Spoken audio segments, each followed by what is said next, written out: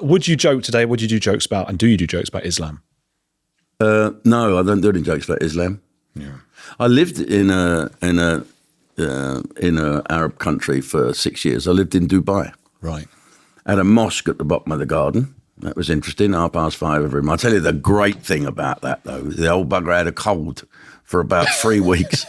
And you'd get this, with respect to anyone, you know, he'd start his chanting and then you hear, and then when he switched the thing off, it must have been an old valve set because it powered down. So you hear all this wonderful blasts of prayer and rejoicing, and then you switched it off and you heard this. That's great. That's great. I loved it. I loved living in Dubai. Surprising they don't do just a recording and play it every morning. They must ad lib a bit.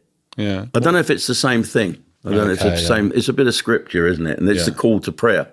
Okay. It's to remind everyone, you know, what religion is about, isn't it? It's order from chaos. Yeah. If you can create a religion that people believe, that's not the law, you know, not a man made this law, you know, the Almighty made this law. And if you abide by it, you will get order. The tribes will all belong to one person. They'll all belong under that Islamic religion. I think it's an interesting religion.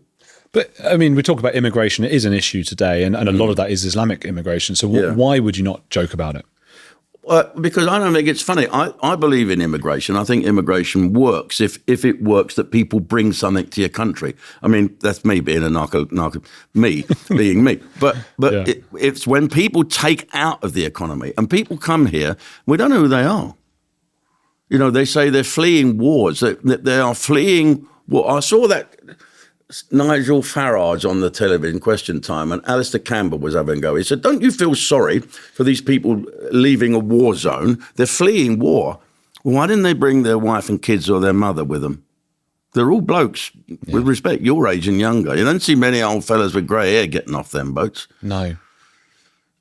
These are people that just want a better life. Which you can understand. Well, I can understand them leaving France. How do they get into France first? So they come in at the bottom and go right to the top. Yeah, this way, over there to Le Manche.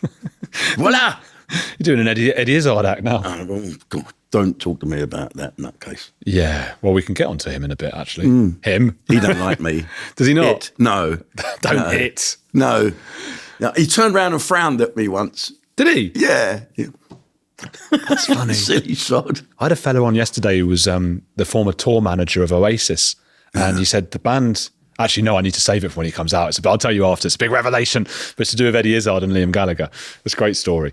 But yeah, I don't know. I worry about all that. I mean, the immigration stuff. And you're right. Where do they come? And why do they come through? Why do they have to leave France? I don't really understand why that's an emergency. Well, they're not fleeing a war.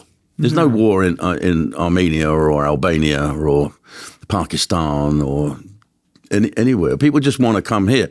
And someone said to me, "What would you do if you were an MP? If you were in charge, how would you stop them coming?" Yeah.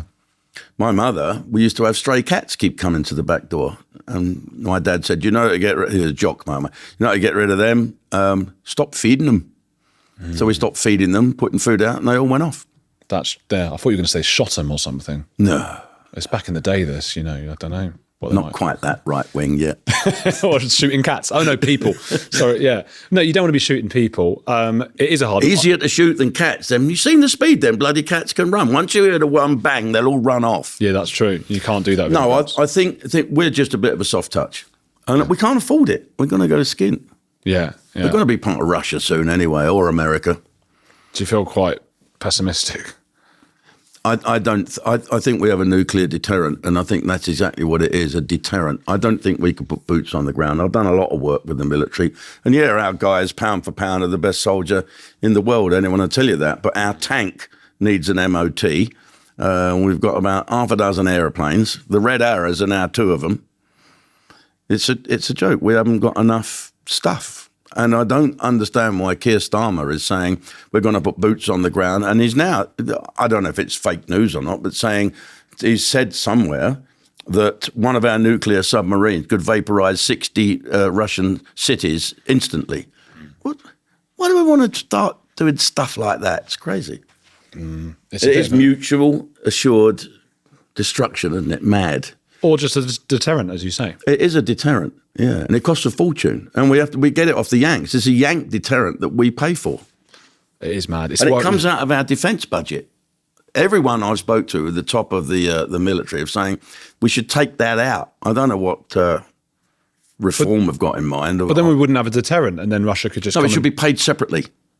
How? It shouldn't be part of the Ministry of Defence. It should be a deterrent. Let's say it costs 20 billion a year to keep going. I'm just picking a figure. That 20 billion shouldn't deter us from buying tanks and having more people, boots on the ground, etc., etc. Should be different. I see what you're saying. A different budget kind of thing. Yeah.